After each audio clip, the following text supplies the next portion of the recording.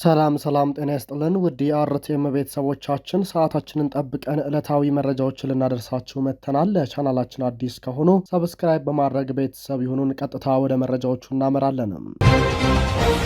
ሶስተኛው ትውልድ በማለት የአማራ ፋኖ አሳምነው እዝ ህግና ጉዳዮች መምሪያ ኃላፊ አርበኛ ገስት ተስፋዬ ሐሳቡን አስተላልፏል። አርበኛው በመግለጫው ቀጥታ ወደ ሶስተኛው ትውልድ ትንታኔ ከመግባቴ በፊት በሁለቱ የትውልድ ቅብብሎች መካከል ማለትም ከመሐመድ ወይም የመጀመሪያው ትውልድ የአማራን ህዝብ ከማንነቱ እየተቃጣበት ካለው መዋቅራዊ ጥቃት ራሱ እንዲከላከል ከማደራጀት ወደ አብን ወይም የሁለተኛው ትውልድ የአማራ ህዝብ ጥያቄዎችን ወደ አንድ በማሰባሰብ ተቋማዊ ቅርጽ እንዲኖረው በማድረግ የአማራን ህዝብ ጥያቄ ተቋማዊ ጥያቄ ማድረግ መቻልን በደንብ ልንገነዘበው ይገባል ብለዋል።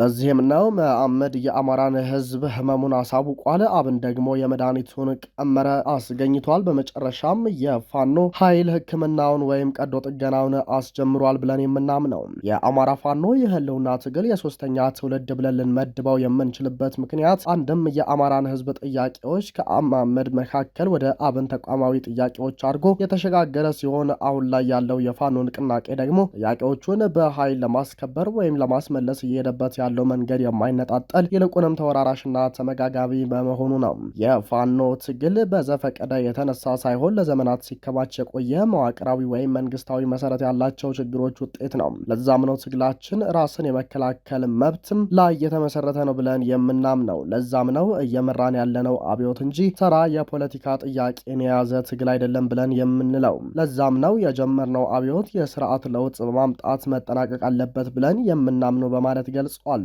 አክለውም በዚህ የሶስተኛው ትውልድ ፖለቲካዊ ፍሬው የሚያስቀምሳቸው ነገሮች እንደሚኖሩ ከግምት ውስጥ በማስገባት በግል እይታዬ ግን የህልውናው ትግል ዋና መሰረቶች ናቸው ብዬ የማምንባቸው ነጥቦችን እንደሚከተለው ለማየት እሞክራለሁ ብሏል። የመጀመሪያው የህልውና ስጋት በአማራ ህዝብ ላይ በተለያዩ የሀገሪቱ ክፍሎች የሚፈጸሙ ማንነት ላይ መሰረት ያደረጉ ጥቃቶች፣ መፈናቀሎች፣ የጅምላ ጭፍጨፋ፣ የዘር ማጽዳትና የዘር ማጥፋት ድርጊቶች ዋነኛው የትግሉ መነሻ አንኳር ነጥቦች ናቸው። ሁለተኛ የፍትህና የእኩልነት ጥያቄ የአማራ ህዝብ በሀገሪቱ ፖለቲካዊ ስርዓት፣ ኢኮኖሚያዊ ተጠቃሚነትና የማህበራዊ አገልግሎት መዋቅር ውስጥ ተገቢውን ቦታ ከማግኘት ይልቅ እንደ ጠላት ተፈርጆ ከውሳኔ ሰጭነት የተገለለ በመሆኑ ፍትሃዊ የስልጣን ክፍፍልና በሀገር ጉዳይ ላይ እኩል የመወሰን ድምፅ እንዲኖረው ማድረግ አንዱ የትግሉ መሰረት ነው። ሶስተኛ የማንነትና የወሰን ጥያቄ ከበጌ ምድር ወልቃይት ጠገዴ፣ ከቤተ አምሐራ ራያ፣ ከጎጃም መተከል እንዲሁም ከሸዋ የደራ አካባቢዎች ታሪካዊና ስነ ህዝባዊ መሰረታቸው እና ማንነታቸው አማራዊ ነው የሚለው ጥያቄ የትግላችን አንኳር መሰረት ናቸው። ምክንያቱም የእነዚህ አካባቢዎች ታሪካዊ ባለቤትነቱ የአማራ ህዝብ መሆኑ የማይካድ ሀቅ ነውና። አራተኛ ሰውት ፖለቲካ ትርክት ባለፉት 50 ዓመታት በኢትዮጵያ ፖለቲካ ውስጥ አማራው የሀገሪቱን ስልጣን በብቸኝነት ተቆጣጥሮ ሌሎችን ብሔረሰቦች ሲጨቁን ቋንቋውንና ባህሉን በሌሎች ላይ ሲጭን የቆየ ሰፋሪ ወይም መጤ ነው በሚል ፖለቲካሊ ፋብሪኬት የተደረገ ስሁት ትርክት ሌላኛው ጥያቄያችን የሚያርፍበት ነጥባችን ነው። አምስተኛ የቋንቋና የባህል ጥቃት ምንም እንኳን አማርኛ የፌዴራል የስራ ቋንቋ ቢሆንም በተሳሳተ የፖለቲካ ትርክት በታሪክ የሌሎች ቋንቋዎችን እድገት ገድቧል በሚልም የጅል ፍረጃ በተለያዩ የሀገሪቱ ክፍል የሚኖረው አማራ በእናት ቋንቋው መዳኘትና የፍትህ አገልግሎት የማግኘት መብቱ ከተነጠቀ ቆይቷል። የአማራ ባህል መገለጫ ናቸው ተብሎ የሚታሰቡ የባህላዊ አለባበስ መገለጫዎች ከአደባባይ የህዝብ በዓላት በፖለቲካ ሴራ ታቅዶበት እንዲጠፉ እየተደረገ ነው። ይህም ስር እየሰደደ የመጣ ማንነት ተኮር ጥቃት ስለሆነ ሌላኛው የጥያቄ መነሻ ነጥብ ነው። በዚህም አሁን ላይ የተካሄደ ባለው የአማራ ህዝብ የህልውና ትግል በግል ምልከታዬ የሶስተኛው ትውልድ መገለጫዎች ይሆናሉ ብዬ የማስባቸው ማሳያዎች አሉ በማለት በዝርዝር አስቀምጧል። አንደኛ ከመከላከል ወደ መሪነት የአማራ ፋኖ ንቅናቄ ራሱን የቻለ ወታደራዊ ኃይል መገንባትንም የአማራን ህዝብ ጥያቄ ለማስመለስ የፖለቲካ ትጥቅ ትግል የሚል የስልት ትግል በመንደፍ ትግል ከጀመረ ዓመታት ተቆጥረዋል።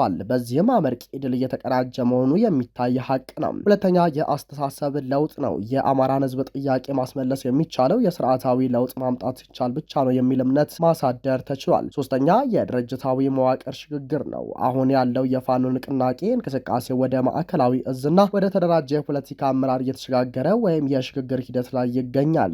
ይህ ለሶስተኛው ትውልድ እንደ ማዕዘን ድንጋይ ሆኖ የሚያገለግል የትውልዱ መቀየሻ ወይም የመነሻ ነጥብ ሆኖ እንደሚያገለግል እርግጠኛውን የመናገር እችላለሁ። አራተኛ የታሪካዊ ሂደቱ መደምደሚያ ትግሉ አሁን የደረሰበት ደረጃ የብዙ ዓመታት በደልና የቅርብ ጊዜ ፖለቲካዊ ጥቃቶች ውጤት በመሆኑ ለአማራ ህዝብ መድኃኒትም የመጨረሻ ምርጫ መሆኑ ሊታወቅ ይገባል። ትግሉ በሶስተኛው ትውልድ እጅ ሲወርቅ የጦርነት ድግስ ብቻ ሳይሆን የፍትህ፣ እኩልነትና የአዲስ ስርዓት ግንባታ ጥያቄዎችን በዘላቂነት መፍታት የሚችል የትግል አማራጭ መሆኑ ሊታወቅ ይገባል። ለፋኖ ንቅናቄ ወይም ለሶስተኛው ትውልድ ተግዳሮት ይሆናሉ ብዬ የማስባቸው ነጥቦች ለጊዜው ልለፋቸው። ምክንያቱም ከመሐመድም ሆነ ከአብን በኋላ ታሪክ ካነሷቸው ተግዳሮቶች መማር ካልቻልንና እውነተኛ የአማራ ብሔርተኝነት ዘብ ሆነን በአማራና የሞራል ልዕልና ቆመን ከተገኘን ትግሉ የተነሳበትን ዓላማ በአጭር ጊዜ ማሳካት ይቻላልና ነው ብሏል። በመጨረሻም የሶስተኛው ትውልድ አብዮት ያቀጣጠለቿን የመጀመሪያዋን ጥይት በደብረ ብርሃን ከተማ የተኮሳት በኢንጂነር ደሳለኝ ሲያስብ ሸዋ ሲመራ የነበረው በጊዜው አጠራር የሸዋ ፋኖ እነ አርበኛ ኢሳያስ ደመቀ፣ አርበኛ አክበር ስመኘው፣ ኢንጂነር ብሩክ ስለሺ የመሰረቱት ፋኖ አደረጃጀት የነበረ ሲሆን ጊዜው ሚያዝያ 3 ቀን 2015 ዓ.ም እንደነበርና በዕለቱ ሁለት በደብረ ብርሃን ከተማ ይገኙ የነበሩ ፖሊስ ጣቢያዎችን መስበር ተችሎ እንደነበረ በታሪክ የግርጌ ማስታወሻ ተከትቦ ይቀመጣል በማለት አርበኛ ገስት ተስፋዬ የአሳምነው እዝግና ጉዳዮች መምሪያ ኃላፊ ሐሳቡን አጠናቋል። በአዲስ አበባ የሚገኘው የአቡነ ተክለ ሃይማኖት ቤተክርስቲያን አገልግሎት እንዳይሰጥ በመከላከያ ሰራዊት አባላት እግድ ተጣለበት። አዲስ በሚገነባው ቤተ መንግስት ጀርባ የሚገኘው አቡነ ተክለ ሃይማኖት ቤተክርስቲያንና ዋሻ ሚካኤል ውቅር ቤተክርስቲያን በአካባቢው የሚሰራው ቤተ መንግስት ምክንያት ከባለፈው ጥምቀት በዓል ወዲህ ምንም አይነት አገልግሎት መስጠት እንዳይችልና ማናቸውም አገልጋይም ሆነ ምዕመን ወደ ቤተክርስቲያኑ እንዳይገባ ተደርጓል። መረጃው የደረሰው የአዲስ አበባ ሀገረ ስብከት ከጠቅላይ ሚኒስትር ቢሮ ጋር ለመነጋገር ደብዳቤ እንደሚጽፍ ለአጥቢያው አገልጋዮች ቢገልጽም እንደ ሀገረ ስብከት ምንጫችን ከሆነ ይህ ዜና እስከተጠናቀረበት ሰዓት ድረስ ከማናቸውም የመንግስት አካል ጋር በጉዳዩ ዙሪያ አለመምከሩን ሰምተናል። ለአዲሱ ቤተ መንግስት አቅራቢያ የሚገኙ አጥቢያዎች ከዚሁ ቤተ መንግስት ግንባታ ጋር ተያይዞ ብዙ ፈተናዎችን እያስተናገዱ ሲሆን 64 ሜትር የሚደርሰው የመስቀል ግንባታ ላይም ክልከላ መጣሉ አይዘነጋም። በዚሁ ግንባታ ሰበብ የደብሩ የሰንበት ትምህርት ቤት አባላት በተደጋጋሚ ለእስር መዳረጋቸው ይታወሳል። አሁንም አቡነ ተክለ ሃይማኖት ቤተክርስቲያን አገልጋዮችና ምዕመናን ቤተክርስቲያን ለማስቀደስ ኪዳን ለማድረስ ፍላጎት ቢኖራቸውም በአካባቢው የሰፈረው መከላከያ ኃይል ማናቸውም እንቅስቃሴ በአይነ ቁራኛ ከመከታተል አልፎ ወደ ቤተ ክርስቲያኑ ማንም እንዳይገባ እግድ ጥሏል። ይህ በእንዲህ እንዳለ በአጥቢያው ከዚህ በፊት ሲከበር የቆየው ጥር 24 የሚከበረው የአቡነ ተክለ ሃይማኖት የንግስ በዓል ዝግጅት እየተስተጓጎለ እንደሆነም ለማወቅ ችለናል። ሁሉም አማራ የየራሱ ወልቃይት አለው፣ ጎጃም መተከል አለው፣ ወሎ ራያ አለው፣ ሸዋ ደራና አዲስ አበባ አለው በማለት የአማራ ልሂቃን ሀሳባቸውን እየገለጹ ነው። ለእኔ እንደ አንድ አንሰላሳ የአማራዊ ተራ ግለሰብ በብዙ ጠቀሜታዎች አንጻር መተከል አቅም ቢኖር መዳን ያለበት ምርጫዬ ነው። የጂኦፖለቲካ ስበትና የዓለም ሀያላን እይታ ያልተነፈገው ግድቡ ካለበት አካባቢ ከመሆኑ አንጻር ውዴታና ግዴታ መዳን ያለበት የአማራ ርስት ከመሆኑ አንጻር በስስት አይዋለም። አዲስ አበባም አማራ የመሰረታት ከተማ ከመሆኗ ጎን ለጎን ስትራቴጂካዊና ፖለቲካዊ ሜትሮፖሊታን መዲናችን ጠቀሜታዋን ለማስረዳት መሞከር አባይን በጋይንት መንሽ እንደ መጭለፍ ያለ አቀንጭራነትን የሚጠይቅ በመሆኑ እዘሏለሁ።